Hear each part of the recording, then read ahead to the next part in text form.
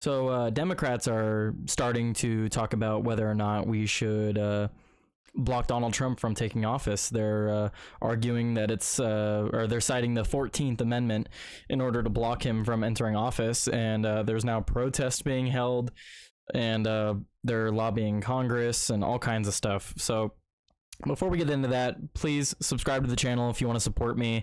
I make daily news content. I try to cover as much as I can. I don't have the best equipment, but I'm trying to grow, so I would really appreciate it if you could like, share, and subscribe. But with that, thank you, and let's get into this video. So we have this from Newsweek. Proposed plan to block Donald Trump from taking office sparks MAGA fury, which understandably so, because he won the election, so no one should be blocking him. Two legal scholars have suggested Democrats should block President-elect Donald Trump from taking office, even as party leaders reject any such efforts, and MAGA Republicans decry the very idea. And I'm glad that Democrats are rejecting any such efforts, because that's utterly ridiculous. He won the election. There was no insurrection. You're just being outrageous. Newsweek reached out by email on Thursday evening to the Trump transition team for comment. Why it matters. In a historic political comeback, Donald Trump secured the presidency in 2024 U.S. election, defeating Vice President Kamala Harris. This victory comes nearly 4 years after the January 6, 2021 Capitol riot, where a mob of his supporters stormed Congress in an attempt to overturn the 2020 election results. The insurrection led to widespread condemnation of legal challenges for Trump, including an impeachment for incitement of insurrection, though he was acquitted by the Senate. Despite these controversies, Trump's 2024 campaign focused on economic issues, persuading voters of his capability to enhance their financial well-being, which played a significant role in his electoral success. So Newsweek, I feel like whoever wrote this is more left-leaning, because depending on which side of the aisle you're on, you're going to either say that it was an insurrection, or you were going to say that it wasn't an insurrection and it was just a riot that got out of hand. Or if you're a sane and rational person, you'll recognize that there were a lot of very peaceful people there. They were there protesting the vote because they believed there was election fraud that was not looked into. The people that got violent that day should not have been violent. And it is what it is. But there was no attempt to overthrow Congress. There was no attempt to overthrow the election. That is just...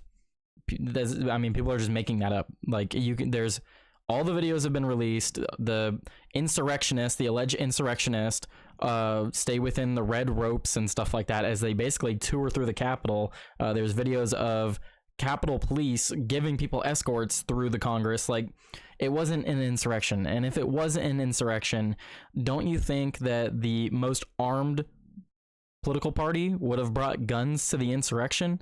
There was no guns fired that day, except for who was it? I don't want to get the name wrong, but there was a Capitol protester that was killed that day, shot in the head for poking her head through a broken window, which there was a lot of people there. Anyone could have got shot. The officer basically shot blindly into a crowd because he got scared.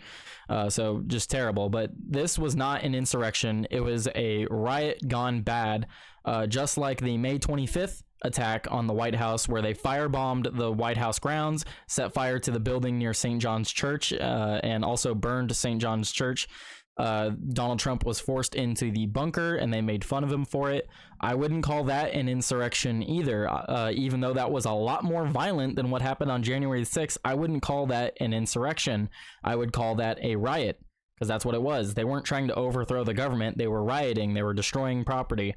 Now, if they were actively trying to overthrow the government, that's different. I don't think they were trying to overthrow the government that day. I think they were just very upset and breaking things. So yeah, that's basically what my point is that wasn't an insurrection, and those who think it is are only saying so for political reasons. What to know? Who is Evan Davis and David Shalhoub? Evan A. Davis and David M. Shalhoub, two experts with extensive legal experience, wrote an op-ed for The Hill in which they argued that Democrats would be within their rights to block Trump's certification on grounds of an oath-breaking insurrection that makes Trump ineligible to be president. Davis is a Columbian Law School educated lawyer who previously served as the president of the New York City Bar Association and the editor for the Columbia Law Review. Schultz works as an investment banker in Chicago, but he clerked for Justice Potter Stewart and was educated at Yale Law School. So Schultz is an ardent supporter of President Barack Obama, even renting his Martha's Vineyard home to the Obama family in 2013, and is friends with Bill and Hillary Clinton. So does that not show bias? I mean, clearly that's bias, right? You're showing bias there. So you're actively on the side of Democrats. You ardently, it even says it here, ardently support Democrats. Would it not be in your best interest to say that there was an insurrection so that you could deny that the election results are valid? So it's just them being biased, because ultimately I've seen plenty of streams, I've seen plenty of evidence that it's supposed to be Donald Trump committing an insurrection. He sent an alternate slate of electors, the riot and stuff at the Capitol, and the whole thing about that is Donald Trump firmly believes, as I do, that there was widespread voter fraud that did not get looked into. It was dismissed on standing, and there was all kinds of legal problems with that, but basically the courts wouldn't even see it, so or hear it. They didn't want to hear any arguments for it. So a lot of that just got brushed under the rug, and obviously they should be looking into that. I mean, we have California just recently. Gavin Newsom signed a new law that bans local communities from issuing voter ID requirements. Why? Literally, in order for me to drive anywhere, I need an identification. You need an identification to go anywhere. You need an identification to buy alcohol. Like, to say that people don't have access to IDs is honestly kind of racist, because usually what they say is that people of color don't have access to getting identification. Why? How does that make any sense? Do they not know where the DMV is? Do they not have time to go wait in line for 2 to 4 hours, if that, depending on how busy it is? Like, that's just absolutely ridiculous. Everyone has a day off of work where they can go down to the DMV and get their ID just so they could vote. That is like the bare minimum to voting. Why else would you not have ID if you just want to have an easier way to defraud the election? It's literally that simple. Anyone against voter ID, you're either ill-informed or three things: you're a useful idiot, you're ill-informed, or that's how people cheat. Those are your options. If you're against voter ID, you're a useful idiot, you're ill-informed, or that's how people cheat, and it makes it easier for them to cheat. There's no other way. There's no other explanation for it, because to say that people don't have access to IDs, you're just an idiot. So January 6th cited as cause for blocking certification. The argument both men put forward relies on the 14th Amendment, which says that no person shall hold any office, civil or military, under the United States or under any state who, having previously taken an oath to support the Constitution of the United States, shall have engaged in insurrection or rebellion against the same, or given aid or comfort to the enemy thereof. So that is actually not the entire section of the 14th Amendment. So this is section 3, and then let me just read this off for you. No person shall be a senator or representative in Congress, or elector of president and vice president, or hold any office, civil or military, under the United States or under any state, who, having previously taken an oath as a member of Congress or as an officer of the United States, or as a member of any state legislature, or as an executive or judicial officer of any state, to support the Constitution of the United States, shall have engaged in insurrection or rebellion against the same, or given aid or comfort to the enemies thereof, but Congress may, by a vote of 2/3 of each house, remove such disability. So they neglect to mention in this article that that can actually be overturned. So even if Donald Trump, for whatever reason, did commit an insurrection, that could be overturned by the House and the Senate with a 2/3 majority.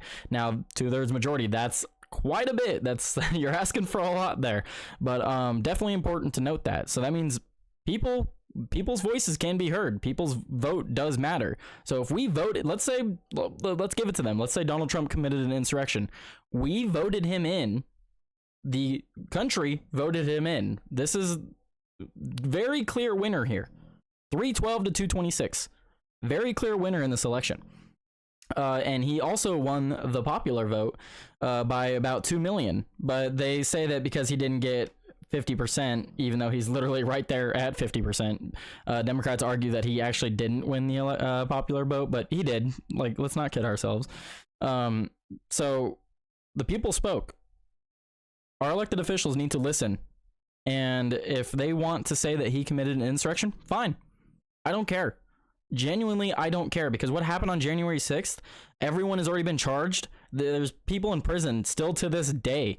How long do they need to be in prison for? I mean, like, what's the appropriate amount of time? Comment down below. What do you think the appropriate amount of time is for people that, like, I don't know, shoved a cop or something?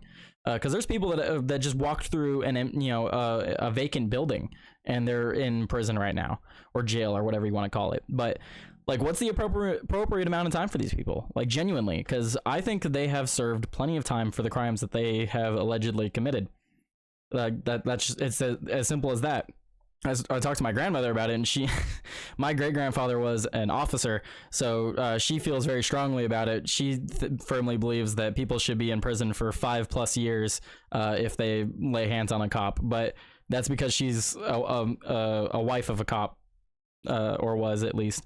So unfortunately, my grandfather is no longer with us, but he was a highway patrolman and a cop in our town. And she feels very strongly about that. I disagree, but I love her to death. But yeah, no, it's just absolutely ridiculous that we would even be talking about this. But of course, Democrats are insane as usual. The argument both men put forward, okay, I already read that. The authors called evidence of Trump's involvement in the insurrection overwhelming and therefore disqualifying. Okay, well, there's no overwhelming evidence that he committed an insurrection. The alternate slate of electors has not that's been done before. Donald Trump is not the first one to do that. We didn't call that an insurrection when it's happened in the past. Davis told Newsweek, I think the Dems will consider, because they should be some reluctance to set aside the Constitution, and because they voted to impeach and convict for inciting insurrection, we wrote the piece to encourage attention to the Constitution, either by rejecting electoral votes or by 2/3 vote to remove the disability. So they do mention it here in the quote from Davis. Schultz told Newsweek, I'm terrible with names, I think members of Congress are becoming more aware of the issue by the hour, and they're duty bound to consider it as guardians of the Constitution. How they'll react remains to be seen. Both Democrats and Republicans, they'll all taken the same oath to office. Sure, they've taken the same oath, but the government just always upholds the Constitution, right? They're always on top of that, right? They always uphold the Constitution, right? Yeah. Okay. Anyway, we wrote the piece to give voice to the constitutional issue and describe the interrelationship among the events, the official forms that have touched the issues in the law of the Constitutional Electoral Count Act. So I don't know how much of this article I actually want to go through, because it's based off of a political leaning. It's based off of whether or not you actually agree with Donald Trump committing an insurrection or not. I don't think he committed an insurrection. He was like multiple blocks down the street when the alleged insurrection had started, and he also made multiple comments saying for people to go home peacefully. It was even offered to Congress and the Capitol that he could send the National Guard. They rejected it. So Donald Trump did what he could. There's not a whole lot he can do when they're just sitting there telling him, no, go away. I mean, what is he supposed to do? The Colorado Supreme Court had determined that there was a clear and convincing evidence that President Trump engaged in an insurrection, as those terms are used in the 14th Amendment, but the U.S. Supreme Court determined the state's lack of the power to disqualify candidates for federal office. Yes, if you saw earlier in the election, I was not making videos at the time, but there were states trying to remove Donald Trump from the ballot entirely because of the insurrection claim, that's unconstitutional. First of all, that is actually unconstitutional, because regardless of if he has actually committed insurrection or not, we, the people, get to vote whether or not we want him in office. You even said earlier in this article that 2/3 of the majority of the House and Senate could remove that disqualification. So you should not be able to remove him from the ballot. That's friggin' stupid. The rejection of the vote on constitutionally specified grounds is a non-reviewable political question, Davis and Schultz wrote in their op-ed. The Electoral Count Act that they also cited includes sections of grounds for objections and consideration of objections and questions. Specifically, they refer to a 2022 amendment to the act that provides a detailed mechanism for resolving disputes as the validity of the Electoral College votes. So I'm just going to move on from this article because I'm just going to keep stopping every 5 seconds. I want to go into the other clips I was wanting to show.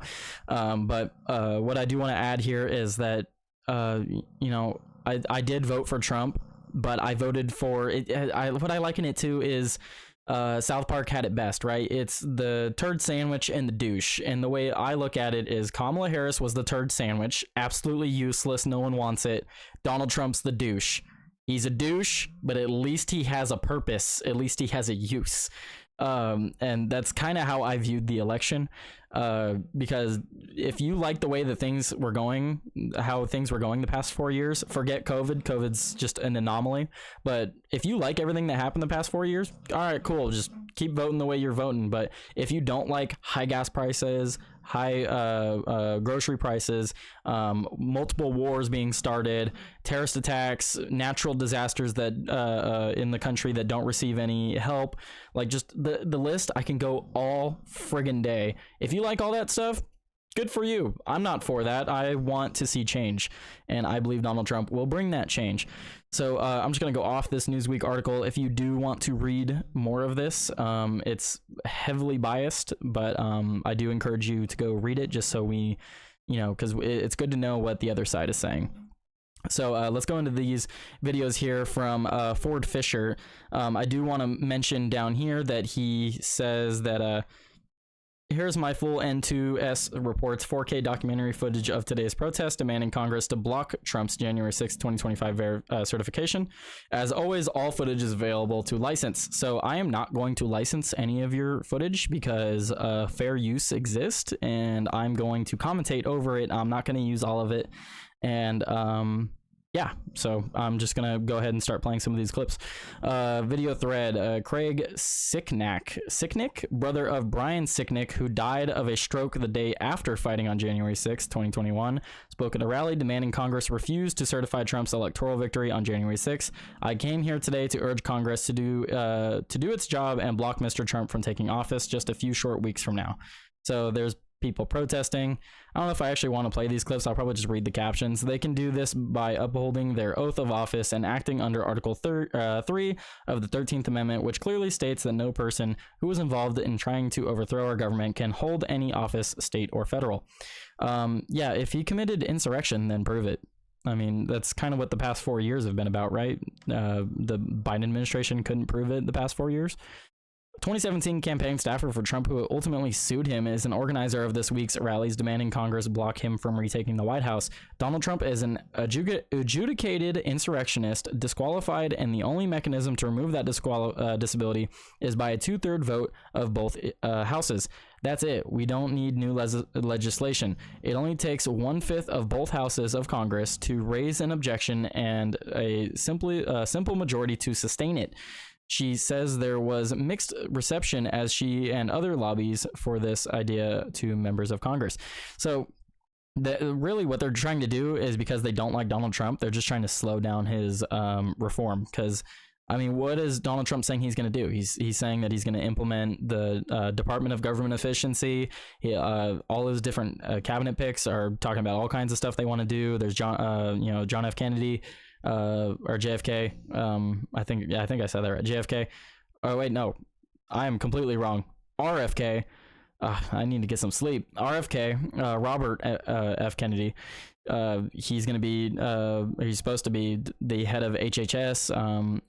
Pete Hegseth, and then we have the new border czar that's gonna be coming in, talking about deporting families. All kinds of stuff that I completely agree with. Really, and what's called, it's just funny that all the crying about overthrowing the government on 2021 January 6th, now they want to do it for 2025. It just seems like Democrats are always accusing the other side of doing what they actually want to do. because no one. I mean, people were calling for Mike Pence to not certify the election, but that's because we believed there was widespread voter fraud, which, if you look at Project Veritas, or more specifically James O'Keefe now, because Project Veritas is kind of dead. James O'Keefe, he's shown that Act Blue and other organizations get these massive amount of donations, and then when you go ask these people if they're donating, like that, you go to the address and you go to the people and you ask them if they're donating, they're completely oblivious. So things like that, and then there's like voter addresses and stuff like that. You go there and it's a dirt lot. Like, there's all kinds of stuff. There's no way you can say that there was zero voter fraud, but it wasn't investigated. So there was definitely a possibility for voter fraud in the last election, and that's why people were saying Mike Pence shouldn't certify it. Here, they're just saying that Donald Trump enacted a insurrection, which he holds the highest seat in the land. You don't think he would call upon the National Guard or something? Or like, I don't know, like if he was actually trying to pull off an insurrection, as smart as he is, I feel like he would actually pull it off. I'm not saying he should, that'd be terrible for the country, but like the way he supposedly did it wasn't like, he didn't try very hard, if that is the case, right? Congress people, keep us safe, hallelujah, saying protesters demanding Congress block Trump from the White House on January 6th. Do your duty to the states, hallelujah. Insurrectionists can't be president, they chanted. Call your representatives. Let me watch this one. I want to hear this. Congress people, keep us safe, hallelujah. Do your duty to the states, hallelujah. Congress people, keep us safe. Interesting. Very interesting. Okay, well, that's enough of that. I don't need my ears to bleed anymore. I don't know, it's just funny that, like, as soon as the government's no longer on your side, now you want to say that, like, things are... It's not even that. Like, Democrats are always talking about how the system is corrupt and how it's, like, goes against people and stuff like that, and then here they are, like, oh, do your job, and it's like, do you really think they're going to? I mean, do you see what they tried to do before Christmas? You saw that fat stack of papers they tried to push through? They don't give a shit about you. Let's be real here. Come on. They don't care. They're not going to do anything for you, dude. And they shouldn't. Stupid. Many participants in the rally spoke out, ignoring Congress to block Trump from the White House as an insurrectionist. At least I'm valid. At least I'm not disqualified from being an American citizen, said a transgender woman. Donald Trump is disqualified from being... Let's read the rest of this. Donald Trump is disqualified from being president again, and he wants to erase me? I don't think so. No one wants to erase you, dude. We just think you're mentally ill and that you need help, and affirming your mental disorder is not helping you. No one's trying to erase you. No one wants to hurt you. In fact, we're trying to stop people from hurting you, because those surgeries where you get mutilated are certainly not helping you. They're not doing anything for you. They're just affirming something that isn't true. And no matter what you do surgically, it's not going to change that fact.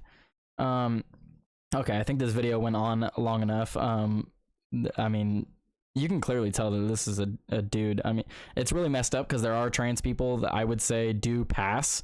And like, that's also one of the issues, right? Is like, this guy clearly doesn't pass, but I'm supposed to call him a woman? Like, I don't know. Like, I've seen some trans people that could definitely trick you, but this isn't one of them.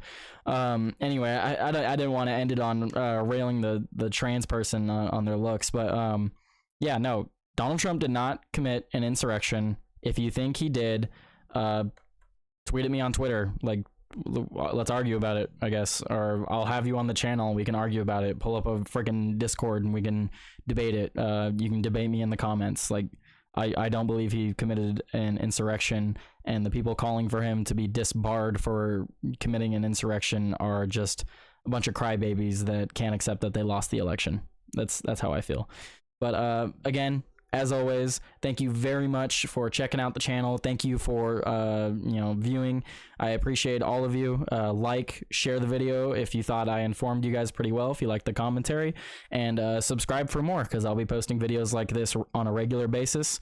I finally have a schedule that I got down, and I officially posted my 100th video just the other day, so pretty cool. And the channel is growing a lot quicker than I thought it would. So I look forward to the future with you guys. Thank you very much for tuning in. Peace out.